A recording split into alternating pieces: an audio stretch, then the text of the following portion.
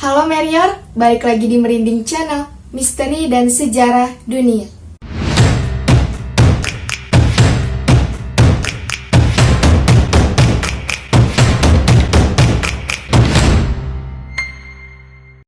Tahukah kalian Merior, apa itu batu Rosetta?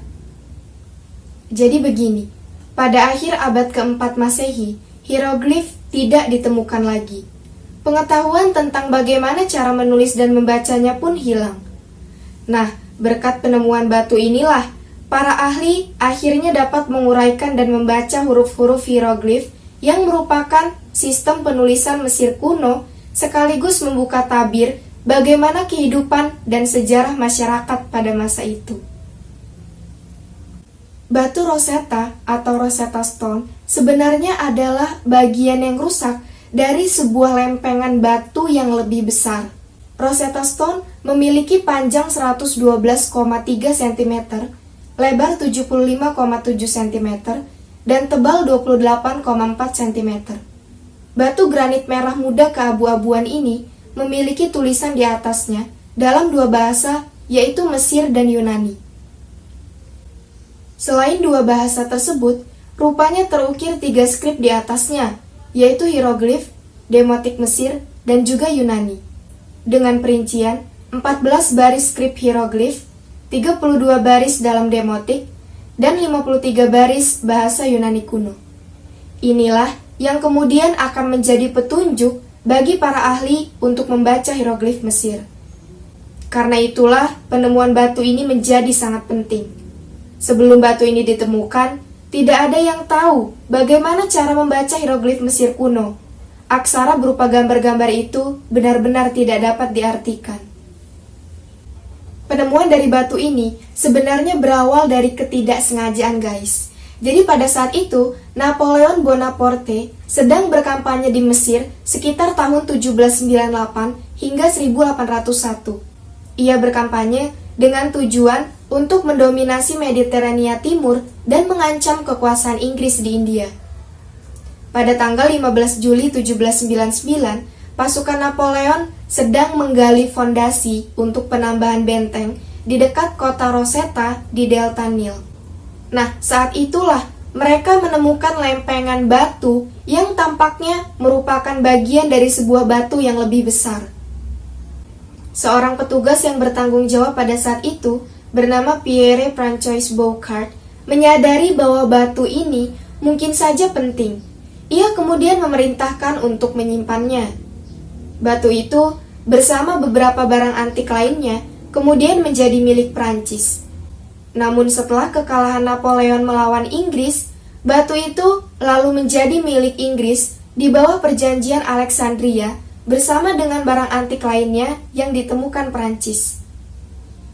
Batu tersebut kemudian dikirim ke Inggris dan tiba di Portsmouth pada Februari 1802.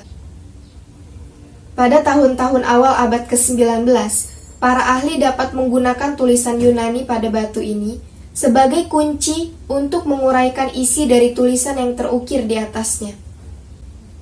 Seorang sarjana Prancis bernama Jean-François Champollion kemudian menyadari bahwa hieroglif mencatat bahasa Mesir kuno.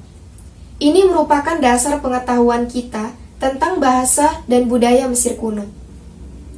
Champollion kemudian membuat langkah penting dengan memahami tulisan Mesir kuno ketika dia menyusun alfabet hieroglif yang digunakan untuk menulis nama-nama penguasa non-Mesir. Champollion mengumumkan penemuannya ini yang didasarkan pada analisis batu Rosetta dan teks-teks lainnya dalam sebuah makalah di Perancis pada tahun 1882. Para hadirin yang hadir, termasuk Thomas Young, juga mencoba menguraikan hieroglif Mesir. Champollion menulis salinan makalah ini dengan hieroglif alfabet.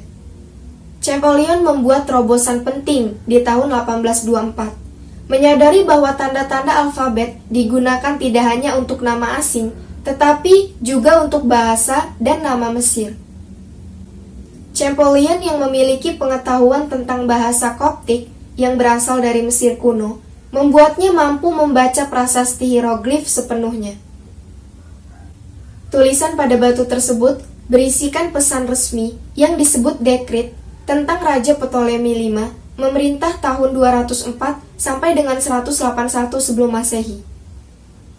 Dekret itu lalu disalin pada lempengan batu besar yang disebut dengan stele, lalu diletakkan di setiap kuil di Mesir.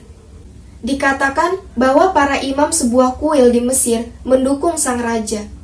Nah, Rosetta Stone ini adalah salah satu dari salinan tersebut.